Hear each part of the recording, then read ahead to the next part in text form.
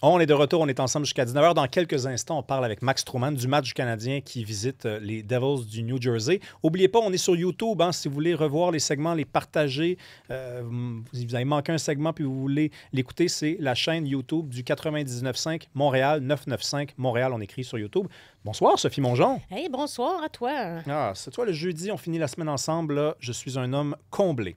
C'est la semaine nationale des personnes proches aidantes cette semaine. Oui, absolument. Donc, c'est une semaine du 2 au 8 novembre où on a un moment de réflexion pour dire, écoutez, il y a des gens qui se dévouent corps et âme, vont mettre de côté leur carrière pour s'occuper de personnes que tu aimes. Alors, quand tu fais ce don de soi-là, puis financièrement, là, c'est sûr que ça t'affecte. Là. Premièrement, quand tu t'occupes, par exemple, d'un parent, tu vas dépenser des sous de ta propre poche, tu vas prendre des temps de congé, tu vas prendre du temps donc pour s'occuper de cette personne-là, stationnement, kilométrage, etc. Donc, où c'est que tu peux trouver un petit peu de répit financièrement? Là? C'est surtout ça qui est inquiétant. Fait que cette semaine-ci, ça m'a permis de réfléchir à, pour ces gens-là qui sont des proches aidants, comment tu peux trouver des sources financières. Au niveau fédéral, il y a le Crédit canadien pour aidants naturels. Tu le sais, hein, il y a beaucoup de choses qu'on ne sait pas. Si on ne le demande pas, on ne l'a pas, ce crédit. Ben non, ils ne viennent pas cogner chez toi pour te l'offrir. C'est disponible, mais il faut chercher un peu. Sauf que j'ai entendu, puis j'ai fait une capsule là-dessus sur TikTok qui était très populaire, quasiment 100 000 vues, où je disais que le gouvernement fédéral vient de mettre en place avec leur budget à compter du 4 novembre, donc hier, là, comme quoi que les personnes avec des revenus limités ne seraient plus obligées de faire la demande pour obtenir des crédits. Ça se ferait automatiquement. Il y a un formulaire là, qui devrait être mis en place bientôt. Alors ça, à ce moment-là, quand je verrai le formulaire puis qu'est-ce que ça donne, je vous en ferai part. Mais en attendant, on a le Crédit canadien pour aidants naturels où, en partant, vous pouvez avoir une somme de 2 616 de crédit. Et si la personne que vous vous occupez fait moins de 28 000 tu peux monter jusqu'à 8 375. Ça, c'est au niveau fédéral.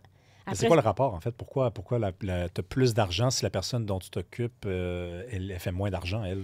Bien, c'est le programme qui vient avec, là, qui dit tout simplement si la personne, c'est un moyen de bonifier. Parce que si la personne a moins de revenus, moins de 28 000 parce que sinon, quand tu t'occupes d'une personne, normalement, ils vont avoir quand même la retraite Québec, il va avoir une pension, il va avoir aussi le supplément de revenu garanti au niveau fédéral, etc. Fait que peut-être c'est juste pour aider à bonifier tout ça.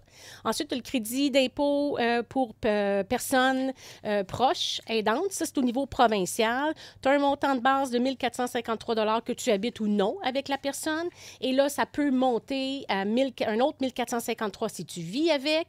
Et si tu payes quelqu'un pour te donner du répit, tu peux aussi avoir une somme additionnelle de 1 560 Et si tu as une personne de 70 ans et plus, bien là, tu as un autre 1 453. Morale de l'histoire, c'est que si vous vous occupez d'une personne, allez regarder ce crédit-là, le crédit d'impôt pour personnes proches aidantes, parce que lui, il ne sera pas automatiquement calculé dans vos demandes. Des proches aidants, il y en a beaucoup au Québec. Là, hein? Je pense que c'est des fois, on fait le pourcentage, là, puis c'est des dizaines et des dizaines et des dizaines de milliers de personnes au Québec. Oui, puis c'est économique pour le gouvernement que les gens soient pris en charge par des membres de famille quand c'est possible. Quand on arrive à un point où on n'est plus capable de s'en occuper, ça, c'est une autre histoire, là. Mais pour tant soit longtemps qu'on est capable de s'en occuper, je trouve que c'est très favorable. Donc, en plus, si vous devez prendre un congé pour vous occuper d'une personne qui est malade, quand c'est un enfant de moins de 18 ans, tu as droit à ton assurance emploi de proche aidant.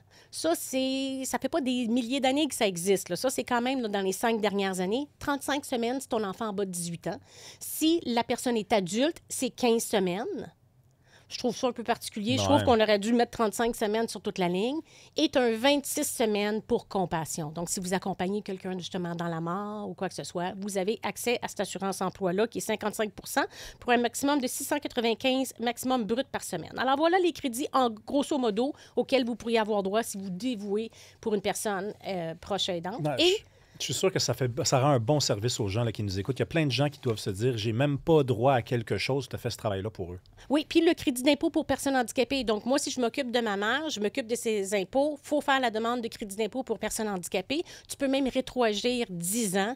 Et puis, c'est quasiment 600 000 par année. Là. Moi, j'ai eu des gens qui ont fait la demande rétroactive de 10 ans puis ont reçu des montants quand même considérables. Wow. Hey, restons dans les soins, dans cette façon qu'on a au Québec de traiter les gens. Santé Québec a été mise à l'amende par le DPCP pour des représailles sur un lanceur d'alerte. Hey, je suis découragée, pareil, qu'on est obligé d'avoir des lois pour protéger ces situations-là? Il me semble que ça va de soi. Effectivement, le CHSLD de la Prairie, si je tu l'as eu. Je l'ai eu, yes. Je ne me trompe pas, ont reçu 2 pénalités. Ici, dans les constats d'infraction que je t'ai imprimés pour qu'on voit qu'est-ce que ça a de l'air, le DPCP, justement, le 25 septembre 2024, a mis une amende de 2 000 $ envers une personne. Donc, selon moi, c'est une personne en autorité qui a exercé des représailles contre un lanceur d'alerte. Et Santé Québec, donc le CIUS de Montérégie-Ouest, qui était le patron de cette personne-là, elle a reçu une amende de 10 000 $. Et c'est les premières au Québec parce que la loi sur la maltraitance, ça ne fait pas une éternité qu'elle existe. Elle existe depuis 2017, mais les pénalités ont été mises en place en 2022.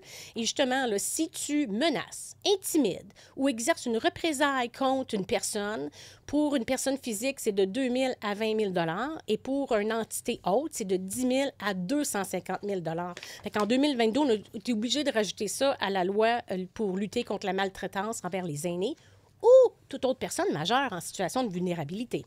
Santé Québec, là, ça fait pas longtemps que ça existe. Là. Ça fait beaucoup d'amendes en si peu d'années d'existence. Là. Bien, toutes les amendes qu'on voit là, qui sont les premières, ça date de 2024. Mais si je me trompe pas, c'est des plaintes qui auraient eu lieu en... Non, c'est ça, en 2024. Santé Québec, ça date de 2024 ou de 2023. Là. Bien, donc, c'est la première. Moi, ce que je trouve particulier, Rémi, c'est que c'est Santé Québec qui nomme l'inspecteur national des services de domaine de la santé et des services sociaux. Donc, c'est l'inspecteur qui est engagé par Santé Québec qui fait enquête sur Santé Québec pour la maltraitance. C'est-tu inédit, ça? Bien, c'est un peu pour ça qu'on avait créé le bureau d'enquête indépendant au niveau de la police, pour éviter que la police enquête sur la police. Fait que, tu sais, je suis goût de vous dire, je suis contente là, qu'on ait quand même des constats d'infraction parce que c'est quand même des bons montants, là. 2 000, attends une minute, 10 000, il y en a un autre de 5 000, ben oui. puis un autre de 10 000. Fait que c'est quand même des bons montants. Mais là, qui paye pour ça encore? Ben, qu'est-ce que tu penses? Ben, c'est nous autres. Ben oui, fait que là, bien sûr. on paye un inspecteur. On paye Santé Québec qui engage un inspecteur. On paye un inspecteur qui, lui, va faire, puis là, en bout de ligne, il émet des amendes contre son propre. Ah, puis t'as oublié quelqu'un, là-dedans, t'as oublié l'avocat de Santé Québec. Parce qu'il y a peut-être un avocat de Santé Québec qui va dire, OK, non, mais on n'est pas responsable. C'est qui paye pour l'avocat de Santé Québec? C'est le Québec, c'est les Québécois. C'est qui paye l'inspecteur? C'est les Québécois. Puis c'est qui paye l'amende de Santé Québec? C'est les Québécois. On est-tu dans une pièce d'absurde, là? C'est très, très incestueux, tout ça, là. Oui. Hey, parlons de ça. C'est une histoire qui m'a fait un peu capoter. Il y a des femmes qui perdent leur couverture de fertilité. Hein, elles veulent avoir un enfant. Elles font appel au service in vitro. Le gouvernement rembourse les premiers traitements, là, les premiers essais. Et là, en chemin, elles rencontrent quelqu'un. Donc là, le gouvernement du Québec dit ben là, on ne rembourse plus là, à ce moment-là. Bien, on se rappelle que Julie Schneider était vraiment l'instigatrice de tout ce qui est fécondation in vitro des années 2008, 2009, 2010. Fait qu'il y a un premier programme qui avait été mis en place de 2010 à 2015. Ça nous a coûté, en tant que société, 216 millions. Après ça, le système, ça a été suspendu et c'est réapparu en 2021. Et là, en 2021, on est mis vraiment sur pied. C'est comme un traitement par personne. Puis, quand tu fais ta demande comme solo, si tu fais une demande en couple, bien, c'est plus la même demande. Donc, la première demande, elle est éteinte. Et la deuxième devient une deuxième demande, donc à vos frais. Ça coûte cher, là. Ça coûte, je pense, j'ai vu, ça coûte 15 000 là. 15 000 Donc, dans le contexte là, de l'article qu'on a lu sur le sujet, la dame, effectivement, avait débuté un premier traitement. Elle avait eu 2 traitements. En principe, elle a eu droit à 6 ou 9. Là, j'ai un petit blanc de mémoire. Puis, finalement, elle a mis ça de côté. Elle a rencontré quelqu'un et elle voulait le reprendre. Bon, elle alléguait que l'information qui est sur le site ou dans la documentation n'était pas claire à ce sujet-là. Puis je me suis posé une question, quand c'est pas clair, est-ce qu'on peut contester, etc.? Et la réponse est non, parce que j'ai vécu cet événement-là. On avait une dame qui faisait une demande de supplément pour enfants handicapés ou le supplément là, qui nécessite des soins exceptionnels. Et sur le site de Retraite Québec et la documentation, les pamphlets, ça ne disait pas nécessairement la même chose que la loi. Et le tribunal est venu dire, je suis bien sensible là, à la pauvre madame, mais c'est la loi qui prime. Fait que s'il y a une erreur sur le pamphlet ou s'il y a une erreur sur le site de Retraite Québec, c'est tant pis, la loi prime. Donc, dans l'article qui nous concerne, ça se termine en disant, bien, écoute, on va essayer de mettre notre site plus clair puis la documentation plus claire pour quand les personnes s'engagent là-dedans. Les femmes qui ont été interrogées là, par le Devoir dans ce dossier-là, elles disent, tu sais, on pleure, on sait qu'on ne pourra peut-être pas avoir d'enfants, il se fait tard, ça coûte cher, 15 000 on s'était promis de ne pas s'endetter pour ça. Hey, on est spécial pareil au Québec, là, avec 1,33 enfants par femme, puis on se permet comme ça là, d'être difficile avec ceux qui essayent d'en avoir.